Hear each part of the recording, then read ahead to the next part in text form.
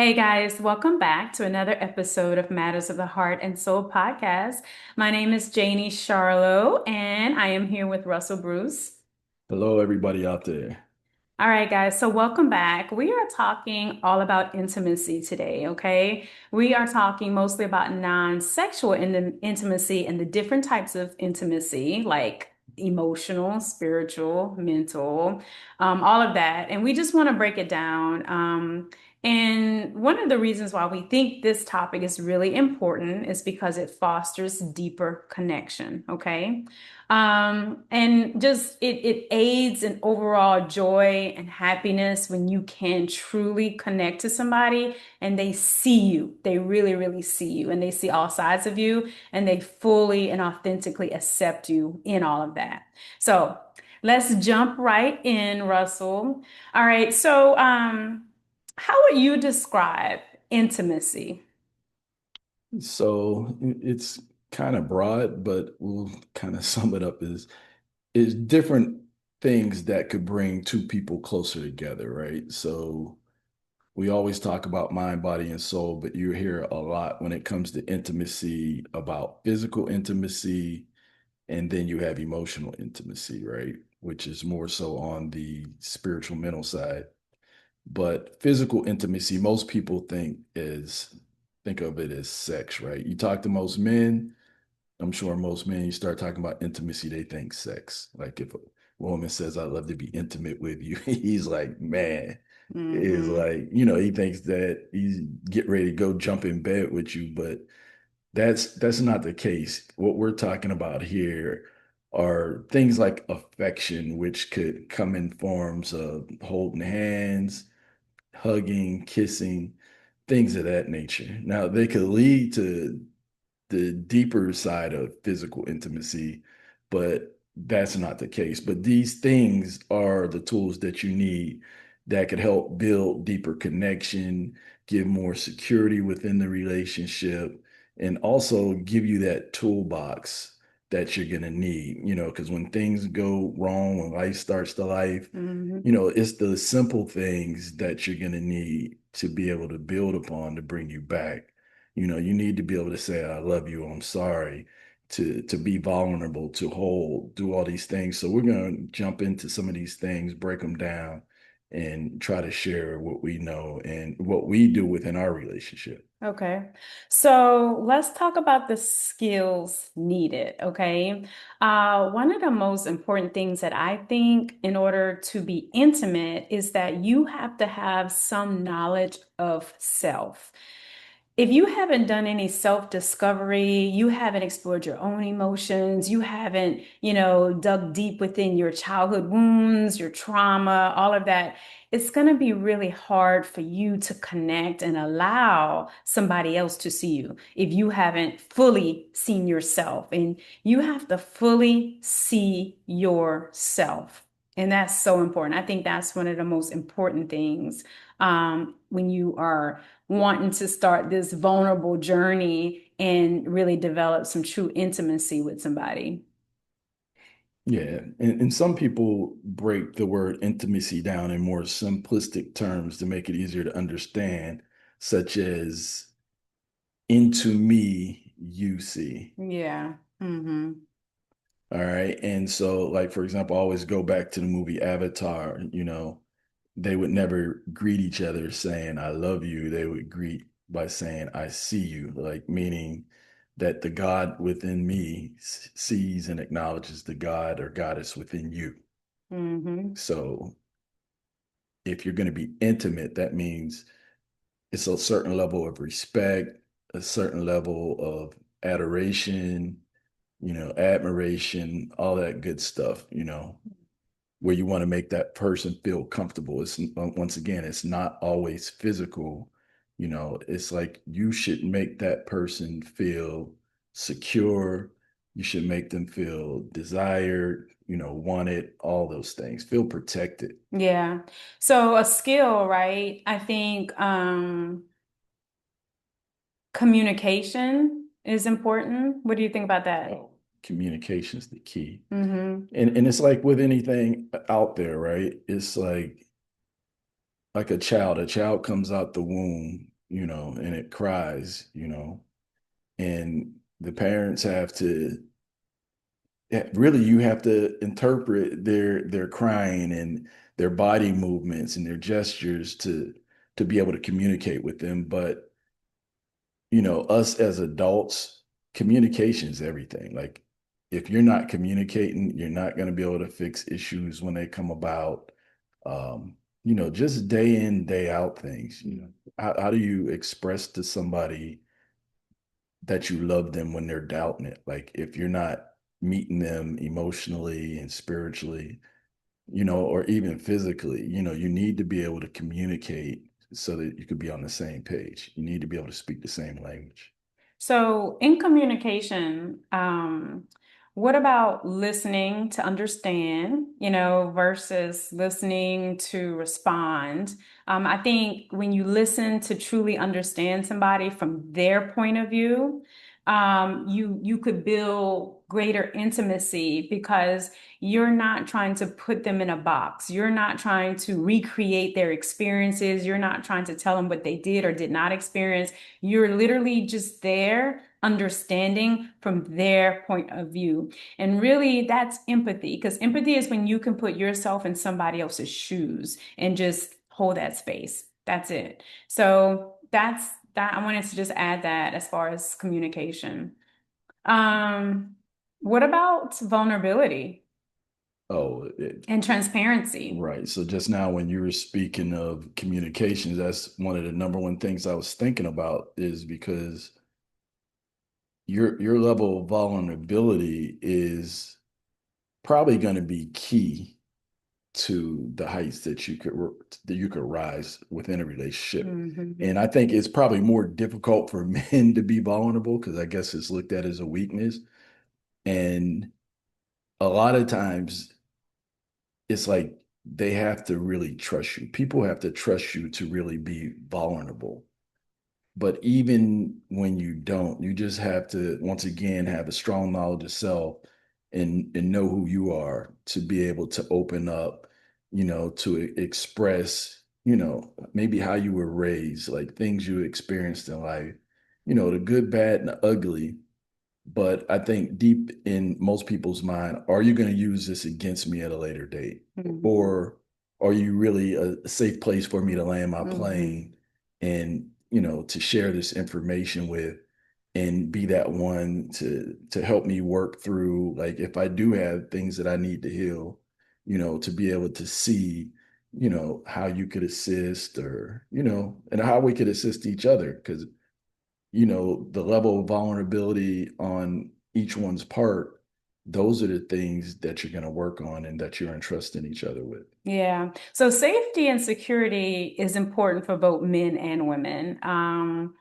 I think that we underestimate how important a safe space is for men. Like we hear women say women need safety and security. We hear that all the time, but I think we really underestimate the importance of men having a safe space as well, for them to be completely vulnerable and completely seen. So I just wanted to add that as well. What about emotional intelligence as a skill?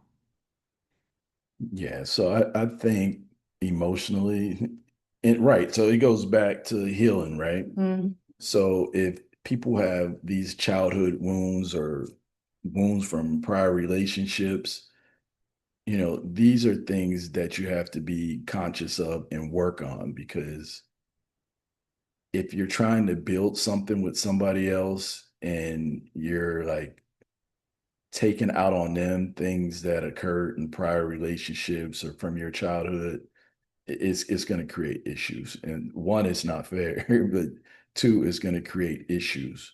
So that's where the vulnerability and communication come from, opening up and talking about it. And I said this before on another podcast I was on with some guys, is that you have to be able to, take time in between relationships, or even if you're not in a relationship, if there are things from your childhood, look and see what it is that you're missing. And there's all types of books out there, self-help books, there's religious and spiritual information out there that you could use to help heal, you know what I'm saying, and help grow.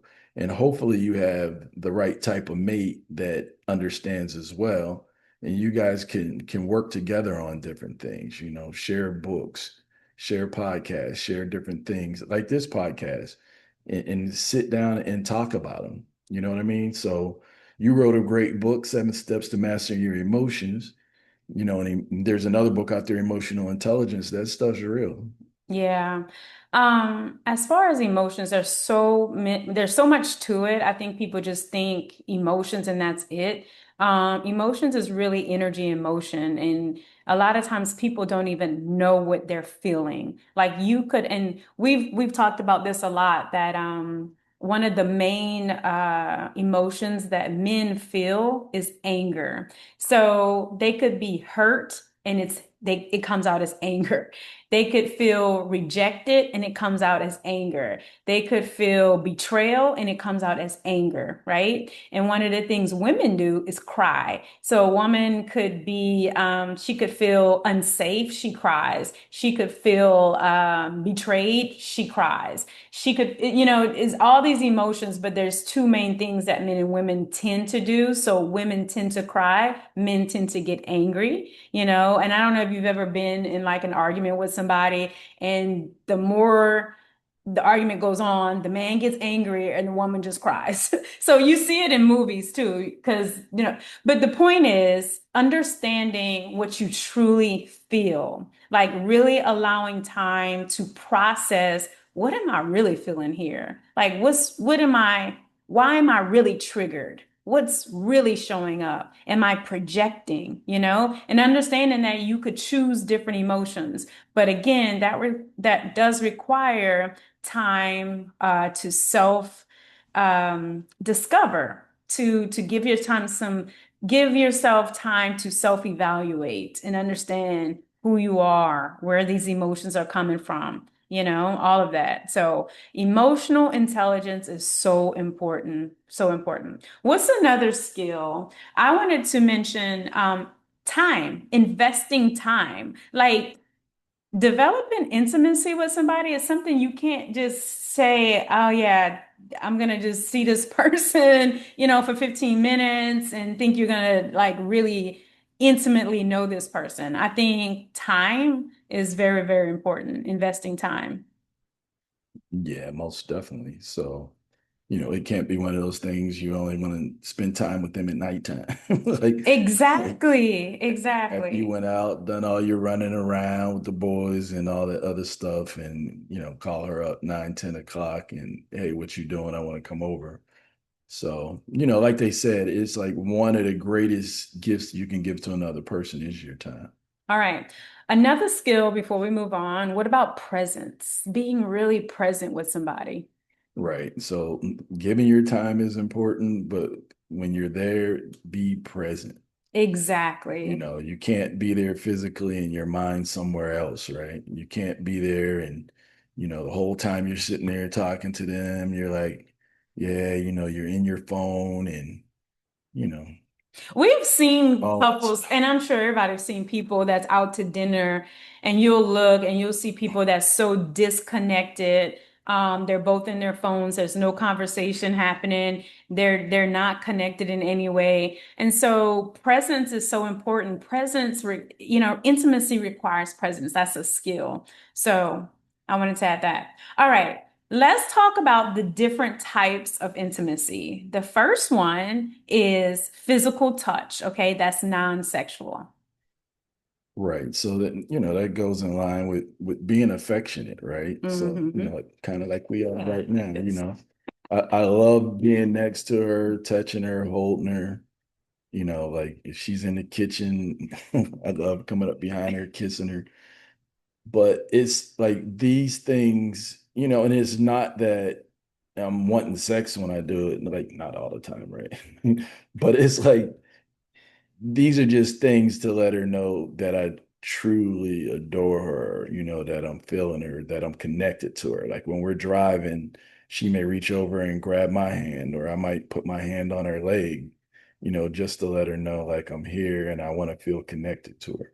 And what it does for me, it makes me feel safe. It makes me feel secure. It makes me feel seen. It makes me feel like we're connected, like we're connected, you know? And if there's something that goes wrong, then I'll feel that too. I feel when we're disconnected as well. So, One more thing before we mhm. go, and even another thing, like hugs, like something as simple as a hug. Yeah. Like usually, like days, like if we both had long days in the office or whatever, we like to just hug and deep breathe Yeah. and But we never leave or enter at home without hugging or a kiss. kiss and saying, I love you, have a good day. Because you just never know. You just never know. When you leave, you don't know what you're about to come into. So it's so important to just in the present moment let that person know, hey, I love you, have a good day, and I'll see you later. So we do that all the time. We greet each other with a hug and a kiss all the time. Yeah, and there's studies that show that people who get a lot of hugs, they tend to be healthier and usually live longer. Yep. Because It's it's like true. your body's a chemical factory. So things like It's energy. hugging and kissing causes your body to release, dopamine. Yep. I say that right, it's You got dopamine, it. You right? got it. It's true. So It's the true. love drug. Yeah, and you'll be healthier. And he's right. Like sometimes in the middle of the day, if we're with each other and we both been working on separate projects or something, we'll just come together, we'll hug and we'll do deep breathing together. Because what it does, it resets both of us and it syncs us back together. Right? Because when you kind of separate, you kind of get into your own groove, your own energy, or whatever. But if it's been one of those busy days and we have to resync, it recalibrates us. It brings us right back together, back in sync. So that's important. Also, just holding hands, holding hands. If you're going for a walk in the park, hold hands. If you walk into the restaurant, hold hands. Those little things go a long way. Honestly, I think that's most important than anything else is those little things because you could do that all day long. And when it's second nature and you're doing it without thinking about it, then you're connected. And that's kind of where we are. Hmm. If anybody's around us, they would probably think we just start dating. But Yeah. it's like we've just been at this level the whole time.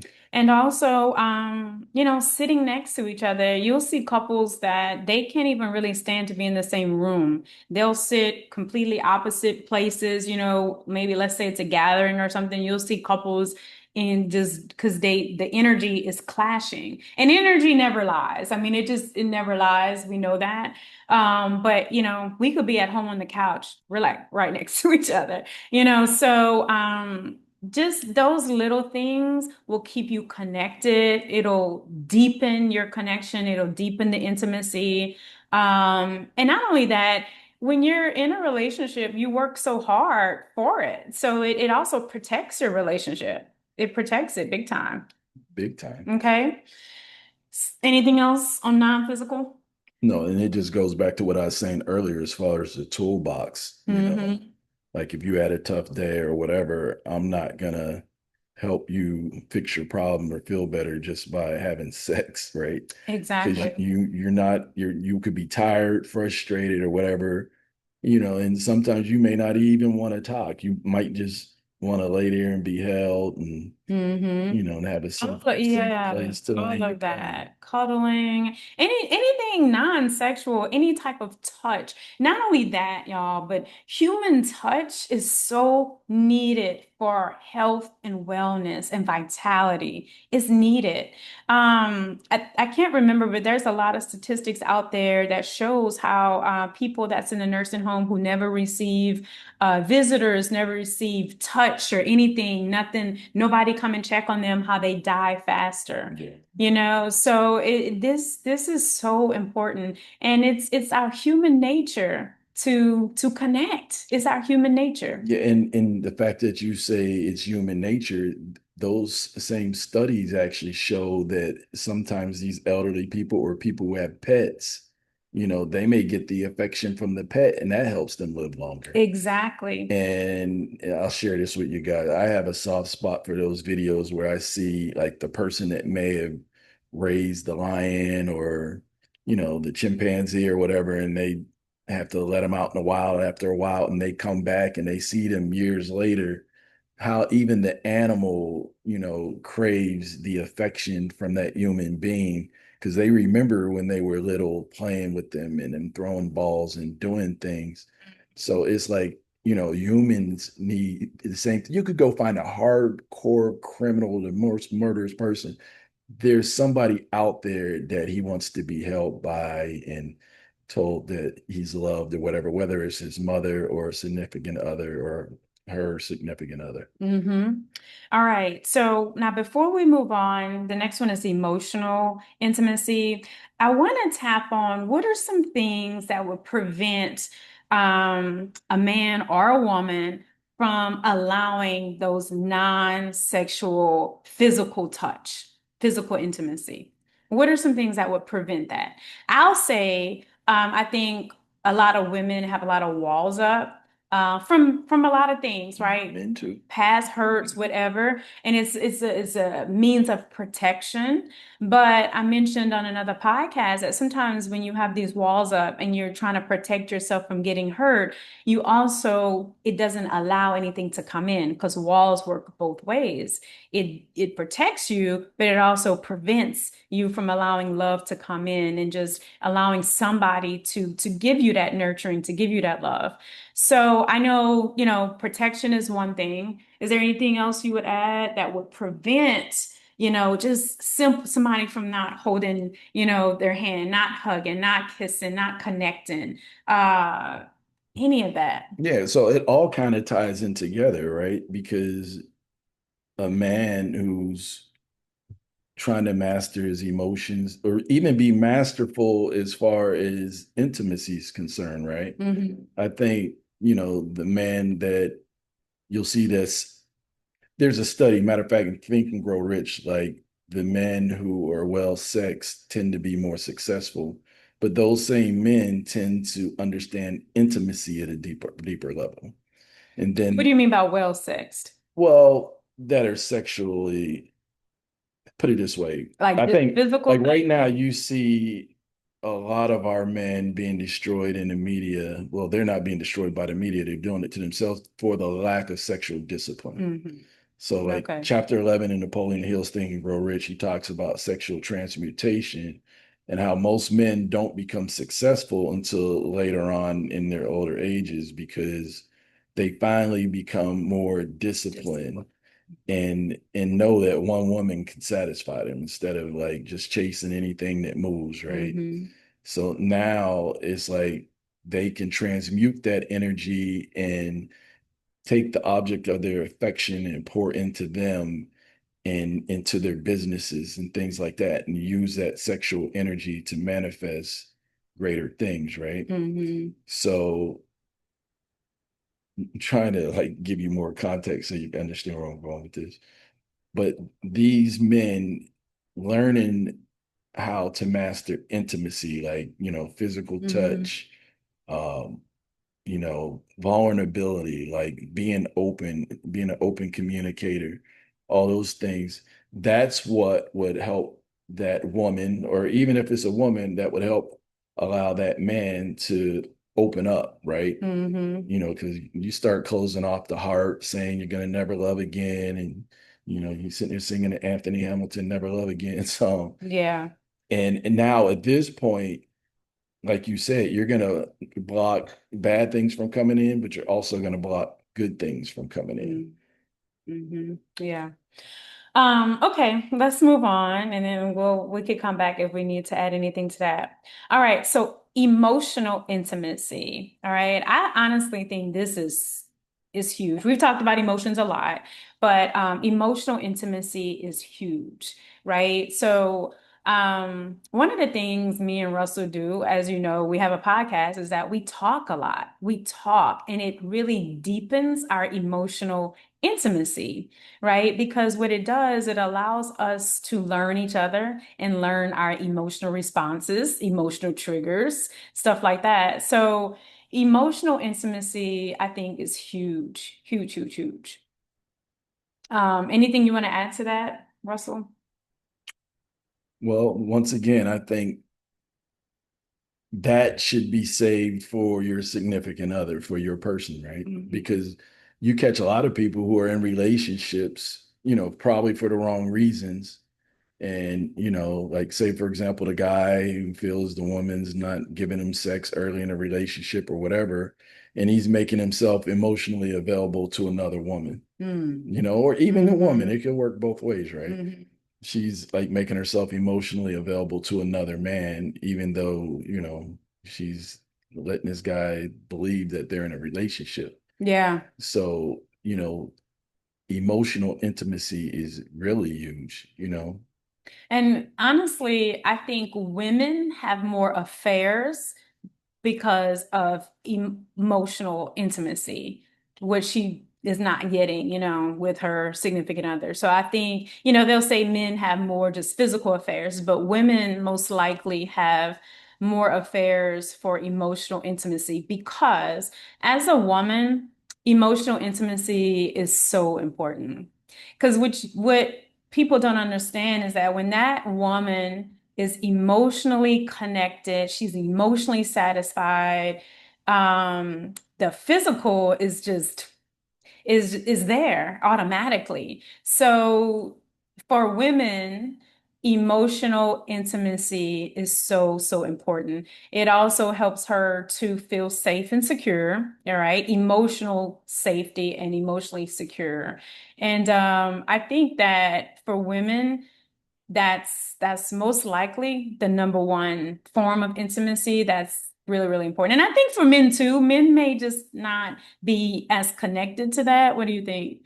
No, it works both ways. It's Yeah. like he doesn't want a woman that's approved, that's cold, non-nurturing. So it could come as a form of nurturing from a woman, like somebody who's empathetic, you know, once again, that soft spot to allow him to land his plane. Like he had a tough day at work, or, Mm-hmm. he had an issue with one of his friends or family members or whatever, just being that ear for him, maybe, telling him, just uplifting him, like tell him you Mm-hmm. love him, hug him, kiss him, do whatever. It's like just to be that soft spot. Because otherwise, like if he comes into a cold environment and he's already ticked off about something else out there, it could probably just fester and turn to something even bigger. Yeah. But I think that, that man or woman that is that soft, safe spot that, allows them to be vulnerable and open, they can diffuse a lot of what is going on in their significant person's life. Yeah. And emotional intimacy is so important to really I think know how to communicate emotions. That's I just say that all the time because you could be emotional and it could come out very chaotic. All right. And that's no good to nobody. So you have to have that emotional intelligence for self, right? And then when you have that, you could recognize emotions in your partner or your spouse or whatever, right? One thing I wanted to add was being aligned in core values and core beliefs is a big part of emotional intimacy as well. Yeah. So, and there's different forms, right? Like there's people who are sapiosexual that would go to like, say, like an intellectual intimacy. So you may have the same level of education or Hmm. have researched some similar things that that pull you two together into deeper conversations. It could be current events, it could be world history, it could be anything. Hmm. So in today's world, there are so many different things that can be discussed and talked about. And if one of you are really heavily involved or seeking deeper understanding to it, and the other one just doesn't give a damn about it, then you probably don't have much to talk about in that category. But intellectual intimacy to me is very important. So Yeah. And if you don't align, like if your core beliefs don't align, that could be a red flag. But you would have to be doing that work in either, like you said, the intellectual intimacy or emotional intimacy to even know if you align there, right? very true. All right. Anything you want to add about mental or intellectual intimacy? Trying to think what we did not cover. Well, I'm going to move on to spiritual intimacy. Yeah, let's keep. Yeah. Okay. So spiritual intimacy is literally being aligned spiritually, right? Having your beliefs aligned. And I think it's so important because one of the things that we do, we come together in prayer meditation to create the life that we want, right? To create the things that we want, the fruit that we want to see in our life. So if I have a belief system and his is totally different, that would prevent spiritual intimacy. And I think spiritual intimacy is so important because we are spiritual beings, first and foremost. Right? We're spiritual beings having a physical experience. So without spiritual intimacy, everything else to me, it would be hard to you could make it, but it would be hard. Yeah. And that pretty much has to be the foundation, having a belief system, right? And those people who have compatible belief systems, it just makes it that much easier. You hear Christians a lot saying you're not equally yoked with somebody, like if they believe different. But, you can get two Christians who are equally yoked, two Muslims, two Buddhists, two people like we're more so into more natural forms of spirituality, just like our ancestors were, and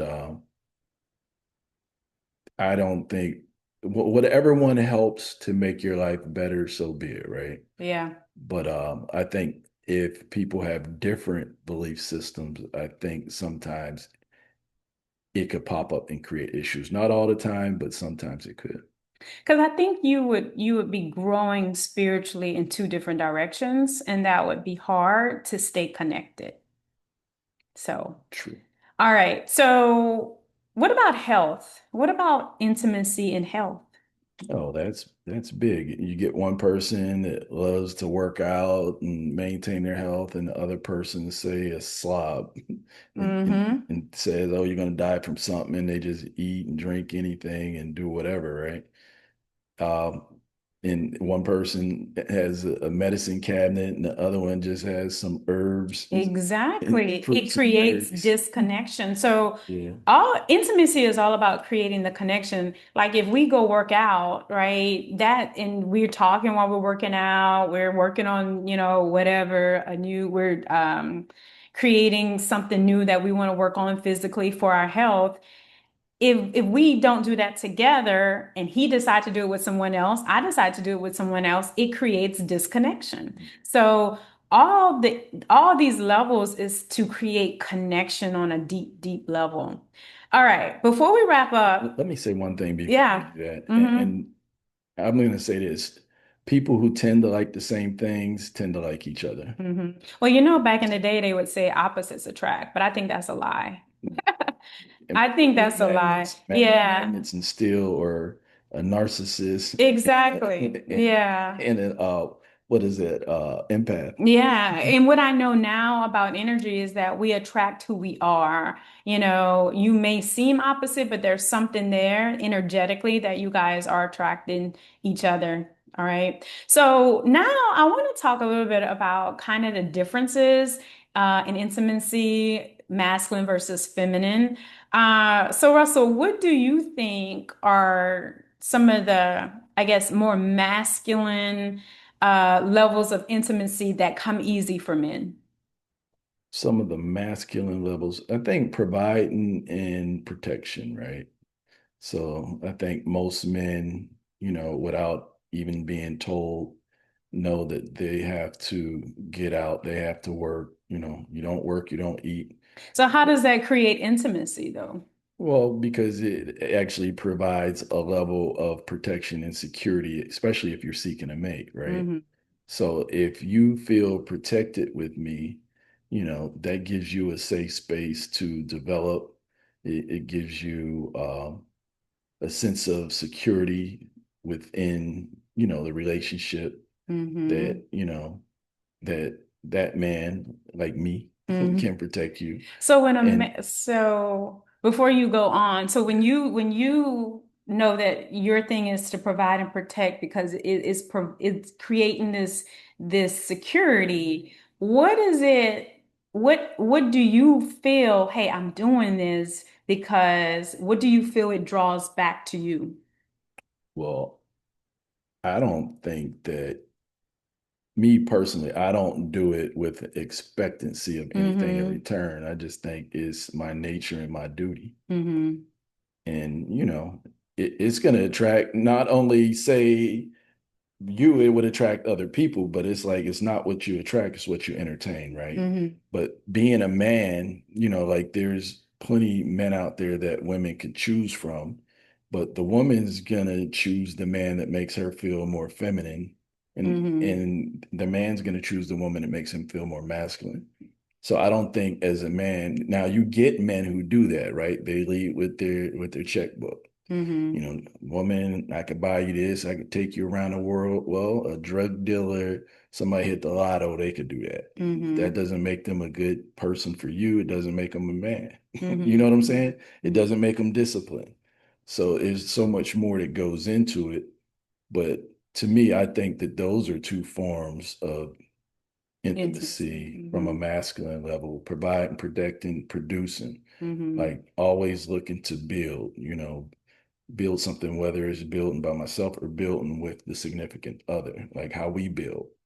Like you may Mm-hmm. have a vision and, okay, I'm going to build the infrastructure, I'm going to set up the security for it, Mm-hmm. all of these things. So Okay. What do you think are some of the levels of intimacy? Which one of these levels of intimacy do you think comes a little bit easier for women?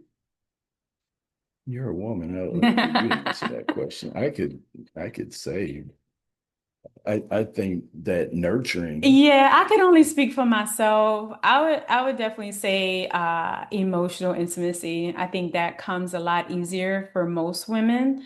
Um, But even for me, non-physical touch comes easy as well. Spiritual intimacy, all of that stuff comes really, really easy for me. But I do feel like somehow there is a miscommunication, I think, in men and women, in how either men are, like you said, they're providing and protecting to give intimacy, right? So that we could feel protected. But I'm wondering where is the miscommunication if most women want emotional intimacy? Does that make sense? Well, I think if go ahead. I was just gonna say because I think even if you provide and protect, right? Some men may say that's all they need to do. I go to work, I pay the bills, and we good. You know No, what I'm and saying? that's why we're having this Yeah, conversation, right? Because we exactly. live in a society where there's a lot of social engineering going on. So it's like we could act like it doesn't exist, but it does exist. Everything from the religion, the educational system, you know, everything is set up and geared with an agenda tied to it. Hmm. Uh, like you mentioned the other day, the whole welfare system, the state will take care of the woman as long as there's no man present. So in the 70s, that helped break up a lot of families. So you can see within our community, we've gone from being, say, 85% married from, say, the 1960s, 1970s to now where it's damn near 25% people that marrying age, not married, Hmm. and don't give a damn about it. So they're being socially engineered, just like they say you put a frog in a pot of boiling water to jump out, but if you put it in and it's lukewarm, the water's lukewarm, you incrementally turn it up, that frog will stay in there and adjust Yeah. until it dies. And I think that's kind of where we are. And you see it plays out in our relationships to where men and women almost seem like they're allergic to each other. Yeah, and I just think we have to, we got to figure out where we're missing each other, where the disconnect is. Yeah. And that's why we wanted to have this conversation, just reigniting the intimacy, really understanding each other and coming back into unity and oneness.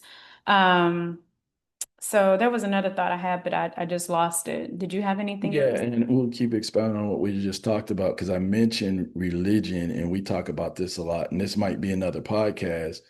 I think like even with the way God has been presented, not only was the land colonized, it was colonized with religion, saying? and God has been colonized to the point where a spirit has to have a sexual connotation to it, like God is a Well, man. yeah, spirit has become humanized. Right. So you Mhm. even have a situation where where people who aren't even religious or spiritual, they'll use the whole like Adam and Eve story or God being a man to feel that women should just be submissive because they have a penis. Mhm. And that is a big myth. And I think that creates stereotypes. And, and not only that, women succumb to it. The church is filled with women, they accept it, they don't challenge it.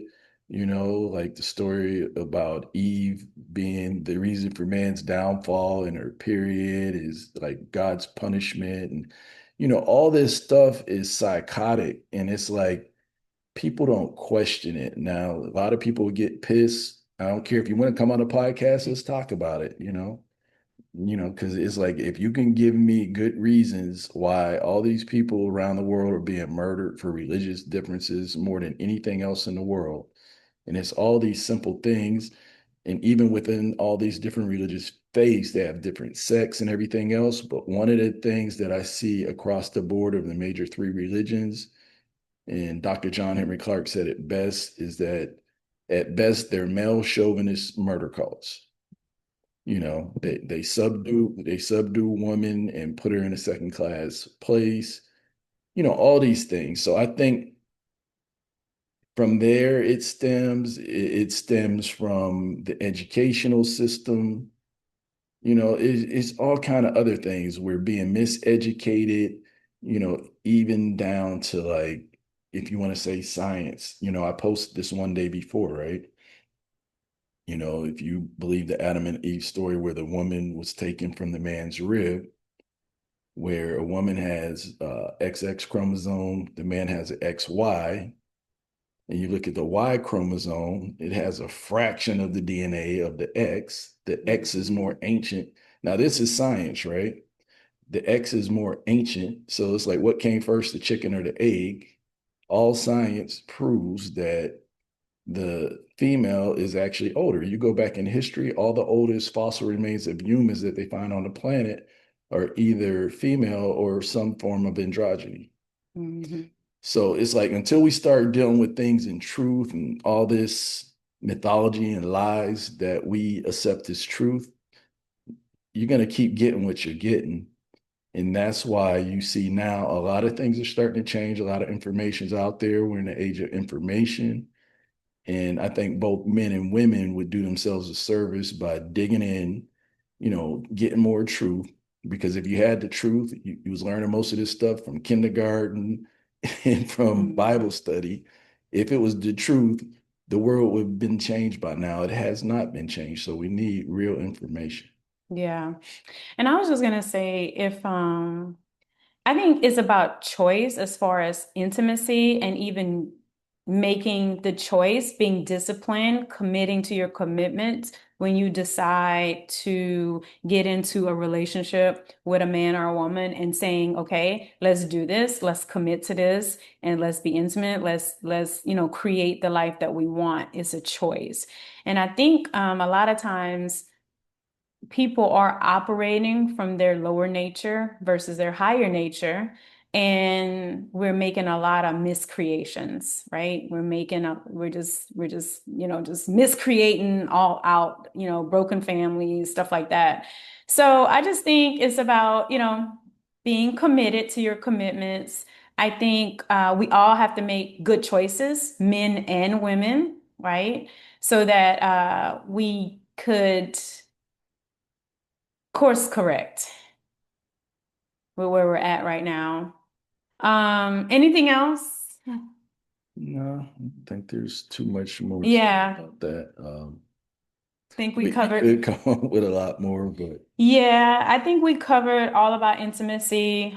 We just kind of wanted to touch on that, some non-physical, how to build non-physical intimacy. We tapped on, physical touch, that's non-sexual. We tapped on emotional, mental, or intellectual, however you want to say that, and spiritual and health. All of those things are ways to form intimacy and to stay connected because connection is healthy, it's happy, it's joy. It helps with your vitality. You live longer.